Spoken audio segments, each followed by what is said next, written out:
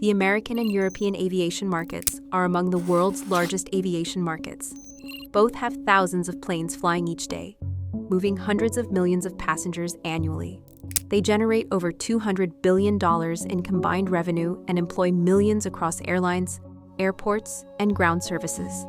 Yet despite using identical aircraft and serving similar routes, the economics and passenger experience of these markets are completely different. And it all started in 1978, when the United States deregulated its airline industry. Last year, American Airlines made record profits. Delta posted $4.6 billion in net income.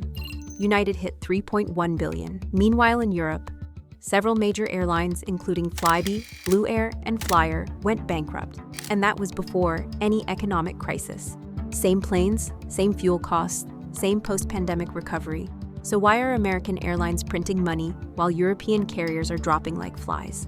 Well, except for Ryanair.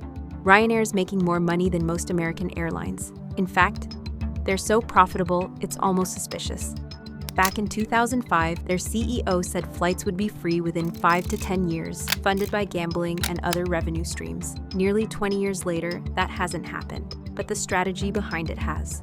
To understand what's really happening, you have to look at where airlines actually make their money, and it's not where you think.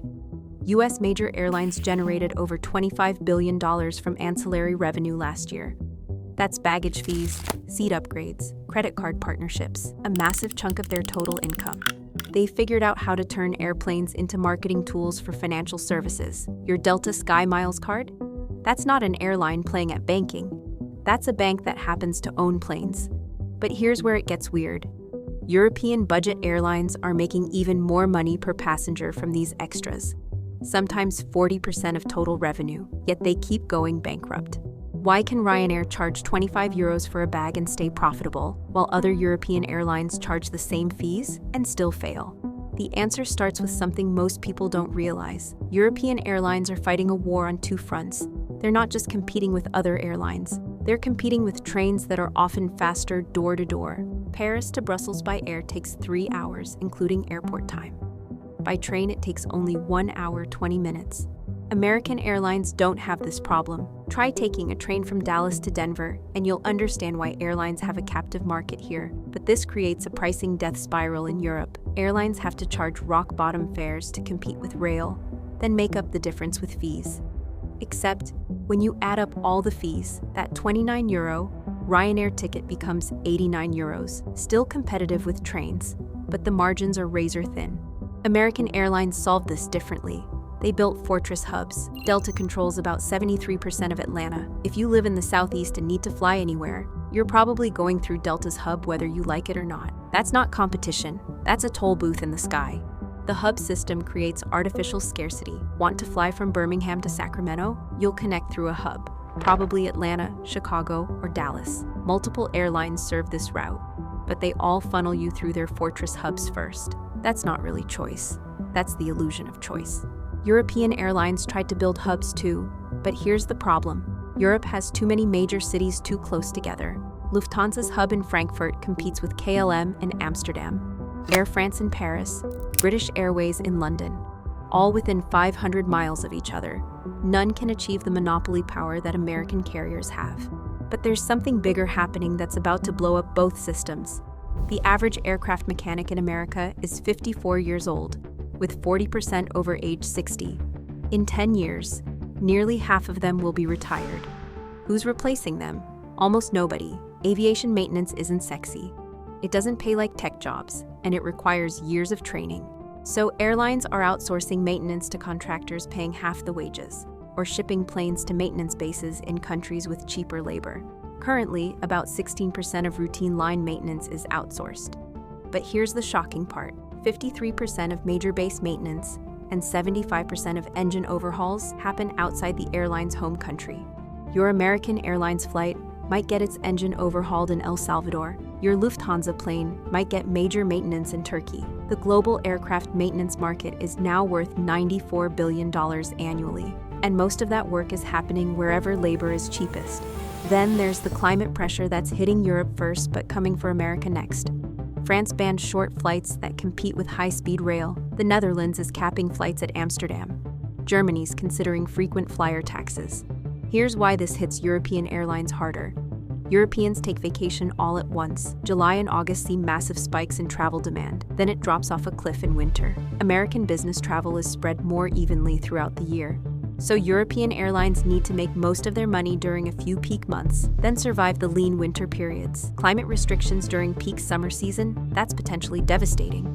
But there's another challenge European airlines face that Americans don't. They're constantly dealing with currency chaos. Lufthansa operates in 30-plus countries, each with different currencies, labor laws, and tax systems. When the euro weakens against the dollar, their fuel costs spike because oil is priced in dollars. American airlines mostly deal in one currency, one legal system. This currency juggling act means European airlines spend millions just on managing exchange rate risk, money that American carriers can invest in operations or return to shareholders. But here's the twist.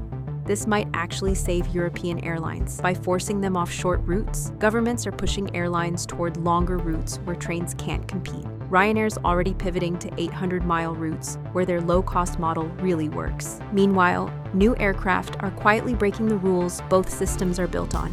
The Airbus A321XLR can fly 4,700 nautical miles with up to 244 passengers. Suddenly, you don't need to connect through Atlanta or London, Madrid to Boston nonstop. That's Iberia's actual new route using this aircraft. Delhi to London direct, New York to Rome without stopping in Frankfurt.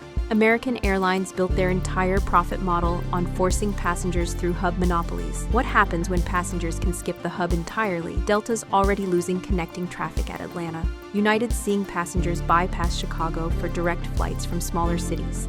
But here's what's really interesting. The airlines that survive this disruption won't be the ones with the best planes or the nicest lounges. They'll be the ones that figure out airlines are actually data companies. Airlines know where millions of people want to go, when they want to travel, and how price-sensitive they are. American airlines have detailed loyalty program data going back decades. European budget carriers have real-time price elasticity data from millions of bookings. Whoever combines both datasets with better algorithms probably writes the rules for the next decade. But all of this assumes one thing that might not be true anymore, that demand for flying keeps growing. We're watching a massive consolidation disguised as competition. Europe's already lost dozens of airlines in the past 5 years. The survivors aren't necessarily the best. They're the ones with enough cash to outlast everyone else. Ryanair's not just profitable, they're using their profits to buy up the assets of failed competitors at bargain prices. That's not just business success, that's strategic domination. America did this consolidation through mergers. Europe's doing it through bankruptcy. Same result. Fewer airlines, less real competition, higher prices. So where does this leave you as a passenger? The industry's splitting into two tiers: premium airlines that charge a lot but deliver reliability, and ultra-budget carriers that charge almost nothing but nickel and dime you for everything. The airlines stuck in the middle, trying to be both affordable and full service, are getting crushed. New aircraft are enabling more direct flights, which sounds great until you realize it means less competition on each route. Some smaller cities are going to lose airline service entirely as the economics of hub and spoke collapse. The real winner might be whoever figures out how to combine the American loyalty model with European price transparency, powered by better data and technology, because the economics that created these different systems are changing faster than the airlines can adapt. Same planes, same airports, but completely different math determining whether your flight even exists. And honestly, most airlines haven't figured out they're not really in the transportation business anymore. They're in the data business. The ones that realize this first probably survive what's coming next.